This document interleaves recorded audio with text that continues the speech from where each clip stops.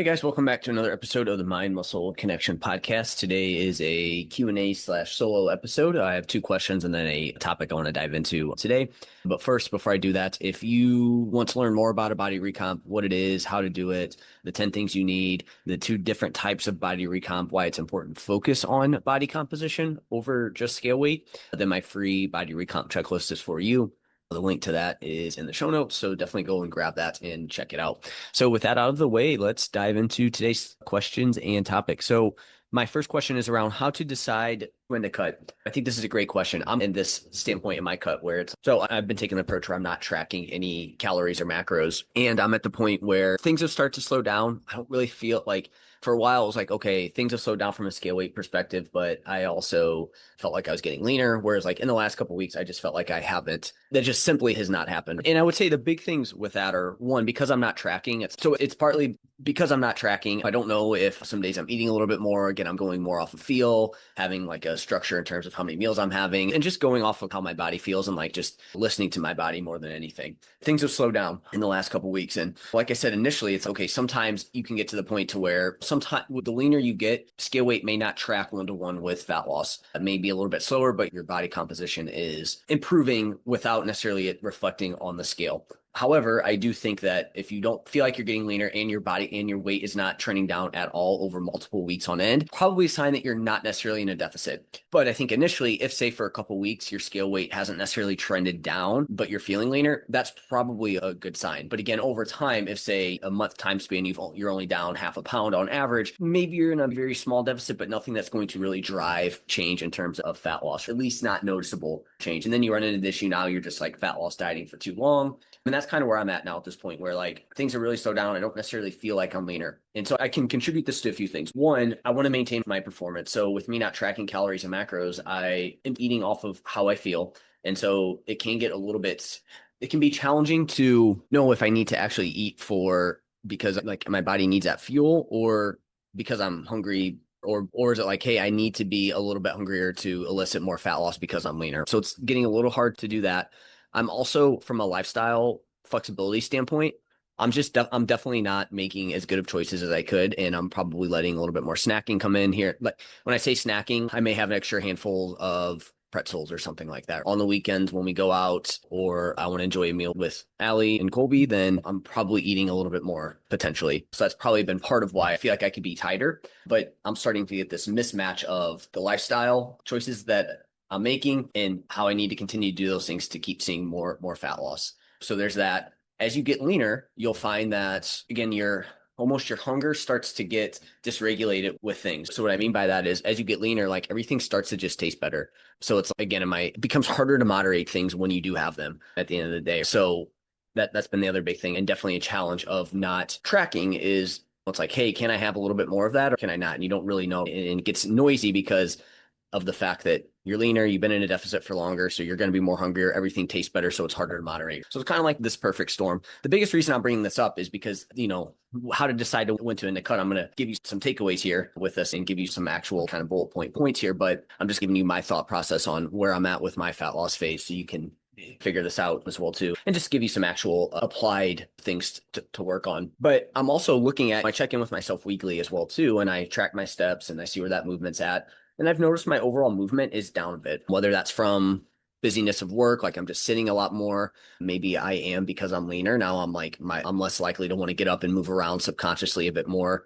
And so I've noticed my movement is not as high as I think it could be. I'm averaging, I would say, about 7-ish to 8-ish thousand steps. And the logical thing here is, okay, I could ramp that up, but it's just not happening for whatever reason. Again, hey, just go do it, but I'm just not getting more movement in. And that's a thing that I could potentially do. But again, I'm just not doing it there. So with all this being said, my kind of game plan here is I have a couple things going on over the next couple weeks where I'm going to take a diet break. Basically, I'm going to eat just a little bit more. I'm going to be okay if weight stays around the same. Like that's going to be more of my goal over the next couple weeks.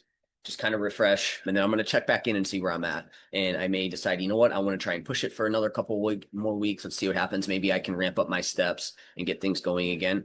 But if I keep doing that, and let's say I decide to go back into a fat loss phase, and a couple weeks go by and still same things are happening, things are not moving as I want, then it's probably okay. I either have now the option to start tracking calories, or again, or it's, you know what, I don't want to do that. So then now I'm just going to not fat loss diet anymore. And I'm going to be happy with where I'm at because I am leaner from when I started. And that's ultimately what I wanted to do there. And I think that's a cool thing when it comes to fat loss is we have these options and choices to make those decisions. So that's kind of where I'm at. That's kind of my thought process on my fat loss phase and where I'm at. And so now I want to go over how to know when to decide to end the cut. So you obviously got some things that I'm looking at from my standpoint of how I'm going to end the cut. Again, it simply came down to, do I want to keep pushing? Do I want to keep pushing? Does it make sense with my current lifestyle? And then also based on how I feel after these couple of weeks of that, right? So those are things that I'm considering. Now, in general, it's going to be very similar. What are some things that we want to look at? So someone's been fat loss dieting for a while and okay, now it's time to end the cut. What are the things I'm going to be asking? I think first we need to look at a time component of it. Is there a certain thing that you want to be ready for? Again, obviously if somebody has like a photo shoot or a bodybuilding competition, those are pretty hardcore things that we need to be ready by, or like a weight competition. Again, like those are going to be things that obviously, you need to be ready for those at a certain time. So that's the easy one there. But from that, if you have this open-ended goal of you want to get leaner, but you don't really know where to go, here's some things that I'm going to consider with clients and what I've considered in the past. So first, do you want to continue making the sacrifices it takes to get leaner? As you get leaner and leaner, unfortunately, it's not a linear process where just, hey, whatever sacrifices you made initially are what you can do the entire time. As you get leaner, things get tougher and you're going to have to push a little bit more as you get leaner and you get further away from where your body's used to, or again, just the leaner you get. And for some people that happens, these things hit a lot harder. For some people, there's a little less friction with that. So they can just keep going and they don't really have to worry about it. But some people, they're going to run into issues where they have to be more rigid or they have to continue to make more sacrifices and it's not worth it to them. Okay. So that's the first thing is, do you want to continue making the sacrifices it takes to get there? So for me, I told you initially, I want to enjoy some meals with Allie. If we have an event we're going to, I don't want to feel like I can't have certain things I want to still enjoy. Again, as you get leaner, it gets even harder to moderate what's going on. And you need to take that in consideration because if you don't want to keep doing those things, you're going to end up getting in this vicious cycle of you're going to try to fat loss diet week over week. It's not going to happen. Then you're going to be frustrated. And now we're like in this kind of no man's land of a fat loss phase. I see this happen a lot with clients where they just keep trying to push. And it's like weekends come up and then it's the same thing and they're losing like they're not seeing any progress from that perspective. So from there, if that's happening, even if you aren't as lean as you want to be, we need to consider maybe now we need to take some time away from that mindset of trying to fat loss diet. And now we're going to work on continuing to build habits, looking at low-hanging fruit from that standpoint, improving your training, but giving your body enough fuel for a period of time to where you dial in your habits, you dial in your skills, and then now we can come back to a fat loss phase, and now maybe you can push through because you've gotten better at those things. But again, it just depends on where you're at. So ultimately, it comes down to, do you want to continue to make the sacrifices you need to get leaner? And from there, we also need to consider, do you want to get leaner? So, for me, again, most people were to look at me, they'd be like, dude, you're pretty freaking lean. For me, I feel like there's a little bit more that I could do I feel like I could get a little bit leaner essentially. But in saying that, do I need to get there? Do I want to get there? That's the part that I'm trying to figure out right now. Same for you. It's, do you want to get leaner? And if you do want to get leaner, what would be the reason? So for me, it would basically be, I would have a couple of reasons. It would be mostly vanity reasons. Let's just be on the leaner side from time to time. So there's that. So it's like, you have to weigh the pros and cons of that. Is that worth it? That's where it's like, I would much rather have more of a lifestyle side of things that I want to enjoy versus being at an arbitrary level of leanness there. But for me, it's also about performance, where my body feels best at, and giving me a little bit more runway to outside of my fat loss phase, right? Because I feel like the leaner I can get, then that means that you don't really need to be in a fat loss phase for even longer time once you do get back to maintenance or a small surplus or whatever that may be. And so that, to me, that would be the biggest driving factor. A little bit vanity, and then more so those reasons I just mentioned. Is it going to be better for my conditioning and cardio work to be a little bit leaner? Is it going to be better for like me playing hockey? Is it from a metabolic health and overall body standpoint, is it better to be a little bit leaner? And these are things I don't know, like I can test them out, but I think the big thing's hey, it gives me a little bit more runway to have the flexibility I want outside of fat loss and have a longer time without having to fat loss diet there. But again, I'm lean enough now to where if I didn't get any leaner, that would be fine too. So again, you have to take those things into considerations. And again, if you do want to get leaner, we just need to have a good reason as to why that is. So the next thing we're going to look at to how to decide when to end a cut is we want to look at biofeedback. What are your hunger levels like? As I told you in mine, it's my hunger is a bit higher, cravings are a bit higher, everything tastes better.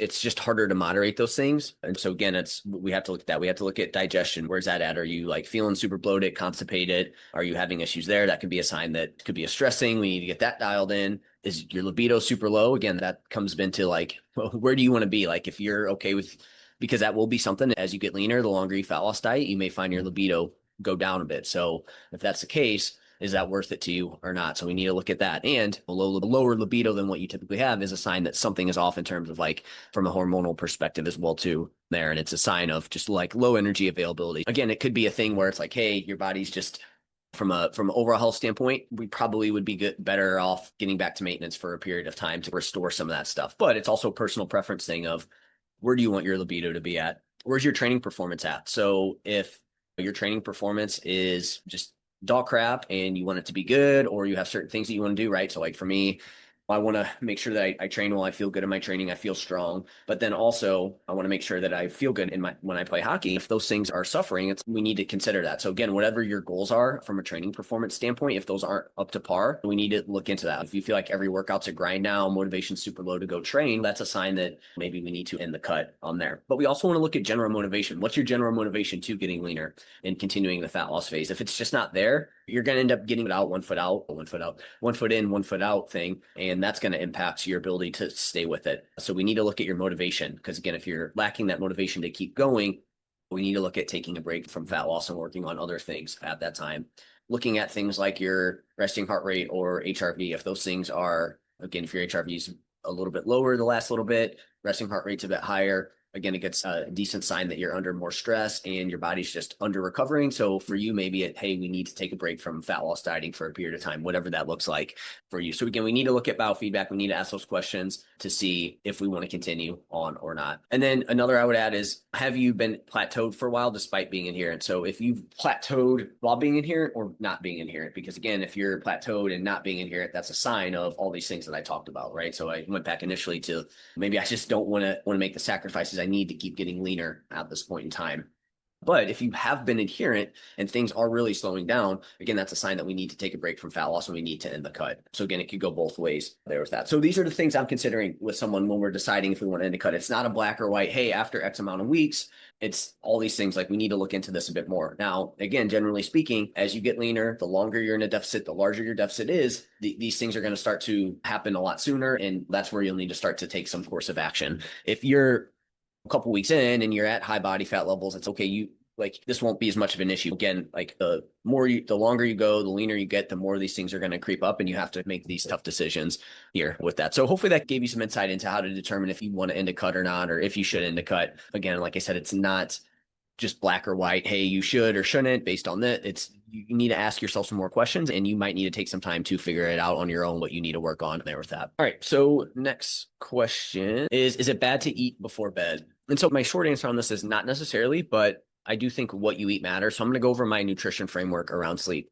When it comes to late night eating or nighttime eating or eating around sleep, there's typically two camps that I see. One is avoid all food late at night. You'll automatically gain fat if you eat within 1 to 2 hours of bed, right? This is where like people came up with, if you eat after 6, you're just going to gain a bunch of fat. I think people started to pick up on that. And now this is where camp 2 developed of total calories are all that matters, bro. Just eat whatever and whenever you want at that point, right? Eat whatever you want around sleep. Doesn't matter if you eat around sleep, as long as, your total calories are in check for the day. That's ultimately the most important. And I think both of these have some truth. Both of these miss certain points. And so I want to go over that. So here's why, because I think it's important to go over why it would be problematic to eat too close to bed. So one, our body's less efficient at managing blood sugar later in the day. And so we're just not going to be we're not going to utilize the calories that our body gives us later at night, especially higher carb, higher fat type meals, right? And this isn't a big deal if you do it occasionally, if it happens every once in a while, but over time, it may negatively impact body composition and metabolic health. So I think if anything, it's going to impact metabolic health first, which in turn is going to later impact body composition because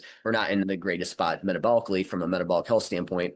That is going to impact your body composition, your body's ability to change your body composition and be in a higher muscle, lower body fat state relative to you where you're at. So that's a big thing is our body's just not as effective at handling the food that we give it as we get closer and closer to our time that we're typically asleep. 2, late night food choices are typically super tasty, high calorie dense type foods. So this makes it super easy to overshoot your daily intake without really even realizing it. Okay. So that's the other big problem is People go into it with, hey, I'm only going to eat 200 calories. But if now you grab ice cream and you want to stick to 200 calories, that's freaking hard to do. It's going to be way easy to eat 500-600 calories. And now, yes, like you're right, total calories are all that matters. But now we're not only are we not utilizing that food as well, but now you overshot your total caloric intake for the day there. So that's where it can start to add up. And then 3, heavy meals just too close to bed. Oh, of course, they can impair sleep. Okay, it can impair sleep quality. It can raise body temperature. It can increase heart rate, and this all in turn reduces deep sleep. So especially if we eat higher fat or higher carb meals too close to bed, and then when we don't get good sleep, now we're under recovered. That's going to impact our body composition. It's going to impact your hunger and cravings the next day. It's going to impact your motivation the next day. And then this is a vicious cycle. So now your body's less efficient at handling food that you give it. And then now we're hungry later at night and we want more. And then again, it just ends up being this super vicious cycle.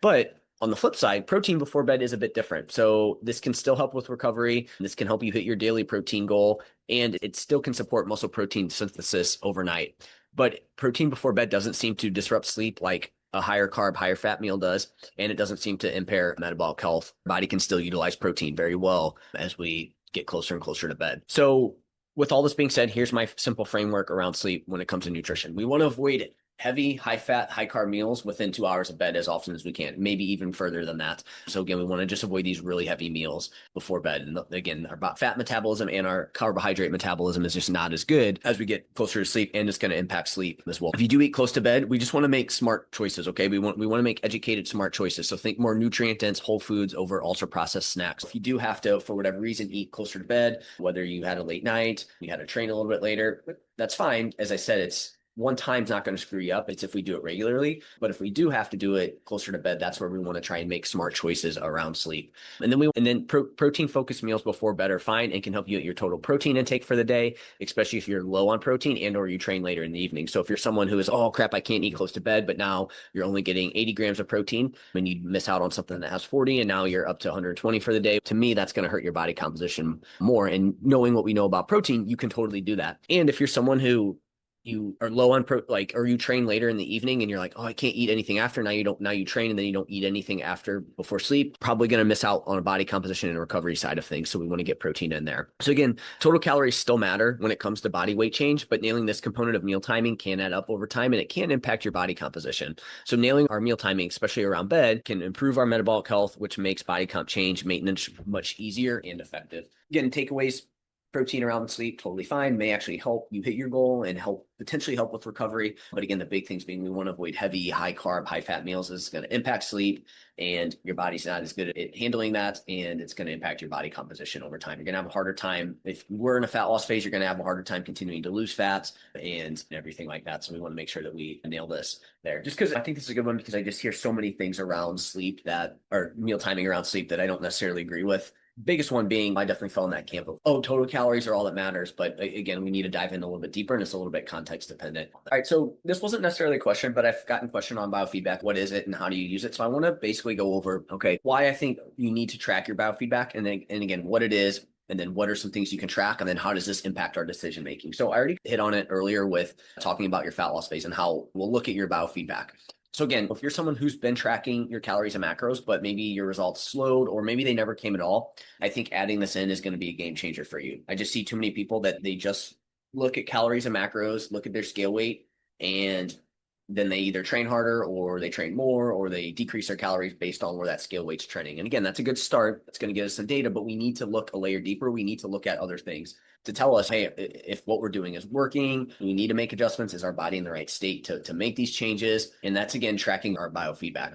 And so it's okay if you are stuck. It's, do you need to lower calories? Do you need to dial in your macros more? Do you need to train more? Do you need to move more? Maybe, but maybe not. It all depends on where your body's actually at. And that's where, again, most programs fall short. So if you want to keep progressing, especially as we get into our 30s and beyond, and we have more things that are going on, you need more than just numbers on a food log. You need to understand how your body is responding and what it's telling you. So again, that's where biofeedback comes in. And here's some signals I track with clients. So first, we're going to start with more subjective markers. What's your sleep quality? Again, you can also pair this with objective data, but how much are you sleeping per night? How is it good quality? Do you feel like you're tired the next day? I have clients track this regularly, weekly, like from the whole week standpoint, but then also day to day. I want to know like when you're going to sleep and what that looks like there. But again, we can pair this with objective data, but I think we also want to look at subjective data when it comes to sleep as well too. Energy levels, how you feel day to day is key. If your energy levels are consistently low, something is off from a training, nutrition, or recovery perspective. There's something that we can improve. So from a training perspective, do we need to do more conditioning? Do we need to pull back on training? Do we need to lower our intensity? Should we increase it? So, hey, your intensity in your training's not really high, but you're feeling good, but results aren't really where you want to be. You're not seeing the training results that you want to see. All right, hey, we need to ramp up your intensity potentially. From a nutrition perspective, is it strategic supplementation? Do we need to add in more foods? Do we need to take out certain foods? So again, looking at that from an energy standpoint. And then recovery perspective, right? So looking at other biofeedback markers, but then also again, do we need to focus more on recovery versus pushing there? Motivation and mood. So always checking with clients on their motivation and mood. This could be stress related, it could be lack of clarity, or it could be something deeper, right? But again, this tells us something is off. If you're lacking motivation, your mood's poor, something somewhere along the lines needs to be improved. Hunger and cravings. Again, some hunger is fine and not a bad thing, but too much hunger or frequent cravings is a signal something needs adjusting, whether that be sleep, whether that be food choice, training, whatever it is. Again, this gets us to look into, okay, you're super hungry all the time. Let me look at your food log and see what's going on. But if you just track your calories and macros and we're not looking at other things, we don't know for sure. It could be a sleep thing as well too. But a lot of people, they're hungry, not seeing the results they want to see. So then they're like, oh, you know what? Maybe I need to increase my calories and I shouldn't fat loss diet. But again, we're not looking at, hey, is sleep off? What's your meal timing? What does that look like? So this just gives us data to look into or to look into things further. Digestion, you could have a perfect training and nutrition plan, but if your digestion is off, bloating, constipation, pain, diarrhea, I said that weird. Your body's telling you something is wrong and needs fixing. We need to look at something from a stress standpoint, lifestyle, sleep, nutrition, something like that. Training performance. If you're consistently feeling terrible in training, we need to dig deeper on this. Then we have more objective markers. So we can look at resting heart rate. Is it high or higher than your normal baseline? That's a sign your body's under stress or that your cardiovascular system needs improvement. So, if you're above, say, 60, it's, hey, we probably need to spend a little bit more time on some stress management techniques, better recovery, and getting your body in a state where it doesn't feel like it has so much stress on it. And again, part of that could be we need to focus on some conditioning type work as well too. And then same thing with HRV. You could also take HRV in combination with this. They're usually inversely related to some extent, but low or trending lower than usual, it could mean your body isn't handling stress well, your recovery is compromised, or you need to improve cardiovascular health and or back off training intensity.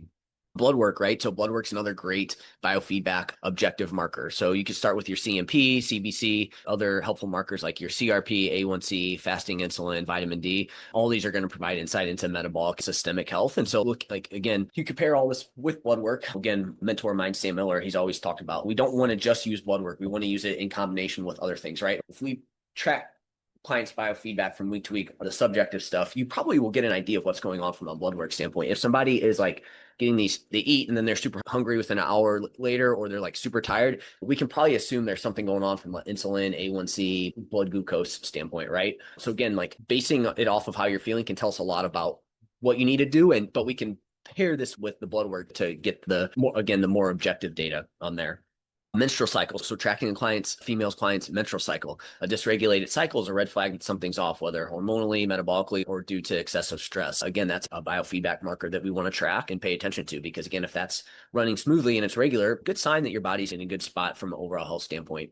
A VO2 max, right? So a low VO2 max usually means your aerobic system needs work. Improving it supports recovery, conditioning, and long-term health. So again, if you're stuck and you do a VO2 max test and you're under, say, the 50th percentile for your age, we probably can improve that, and your body's going to be better at handling everything you give it. A few others: waist circumference, training logs, step counts. These are all super important. So we combine both subjective and objective data, because in isolation, you may not get the full picture.